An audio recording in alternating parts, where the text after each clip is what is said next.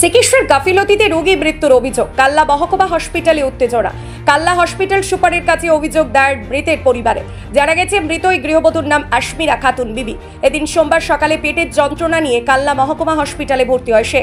হঠাৎ করে শারীরিক অবস্থার অবনতি হয় কর্তব্যরত নার্সদের ডাকাডাকি করে তার পরিবার, কিন্তু নার্সরা তাদের আবেদনের সাড়া দেয়নি বলে অভিযোগ। আর সেই কারণেই মৃত্যু হয়েছে তাদের বাড়ির মেয়ে, এমনই অভিযোগ মৃতের পরিবারের লোকজনদের। এ প্রসঙ্গে কাল্লা মহকুমা হসপিটালের অ্যাসিস্ট্যান্ট সুপার শামীম মল্লিক তিনি জানান, একটি তদন্ত কমিটি গঠন করা হয়েছে। আগামীকাল মৃতদেহের পোস্টমর্টম হবে। অভিযোগটি খতিয়ে দেখা হচ্ছে।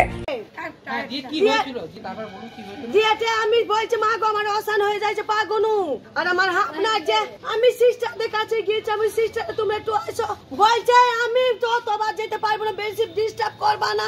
আমি একবার দেখে আইছা যেতে পারবো না, আবার গিয়েছি আবার বলছে যেতে পারবো না। আমার মেয়ে এখনই একবার চোখ বুঝে নিন্দা করে চলে গেল। চিকিৎসা যেতে করছিল তাহলে আমার মেয়ে মরছিল না। আপনার কার বিরুদ্ধে অভিযোগ? সিস্টারের বিরুদ্ধে? সিস্টারদের আমি বাঁচতে দিব না। পুরা যে ডাক্তার দেখিনি, ডাক্তার কাছে আসেনি। ডাক্তার ডাকতে গেছিলেন? সিস্টারদের ডাকতে গেছি, 3 জনকে দেখেছি। কে আমাকে কেন কাছে তেড়ে দিয়েছে, বলছে যাও যাও যাও যাও যাও। বারে বলছে তুমি উকিলকে বলো থিরে থাকতে। ঘটনা হচ্ছে আজকে সকাল 9টার সময় বাড়িতে যখন শরীরটা অসুস্থ বোধ হয়েছিল, আমি গেলাম। আমি যাওয়ার পর শরীরটা কিরকম দুর্বল নার্ভাস লাগছিল।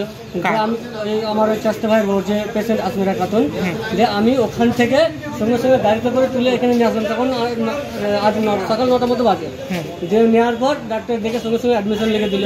যে ওখানে অ্যাডমিশন লিখে দেওয়ার ইঞ্জেকশনের সেলাইন চলার পর যে বারবার করে যখন পেটের যন্ত্রণা হচ্ছিল, আমি বারবার করে বারবার করে বলছি যে এনার্জি পেটের যন্ত্রণা হচ্ছে, বারবার একটু দেখুন। যতইবার বলছি তত উল্টে আমাদেরকে ওরা তারা মেরে আমাদের তাড়িয়ে দিচ্ছে। হ্যাঁ, আমরা একটা বাড়ির লোকের পক্ষ থেকে একটা অভিযোগ পেয়েছি। সেই অভিযোগটা আমরা যেটা খতিয়ে দেখেছি আর কি, বাড়ির লোকের অভিযোগ মূলত হচ্ছে নার্স দিদিমণিদের উপরে, যে তারা নার্স দিদিমণির কাছে বারবার যাওয়া সত্ত্বেও নাকি নার্স দিদিমণির ব্যাপারটাকে গুরুত্ব দেয়নি, এরকম তাদের অভিযোগ। তো অভিযোগটাকে আমরা খতিয়ে দেখছি। তো এই ব্যাপারে আমরা একটা কমিটি গঠন করে দ্রুত যে অভিযোগ আছে সেটা আমরা দেখছি। আর এর পাশাপাশি বাড়ির লোকের সাথে কথা হয়েছে, তারা মোটামুটি পোস্টমর্টম করতে রাজি হয়েছে। তো আমরা পোস্টমর্টমটা দেখে নিই, পোস্টমর্টমে কিছু আসে। পূর্ব বর্ধমান থেকে সুমন বিশ্বাস।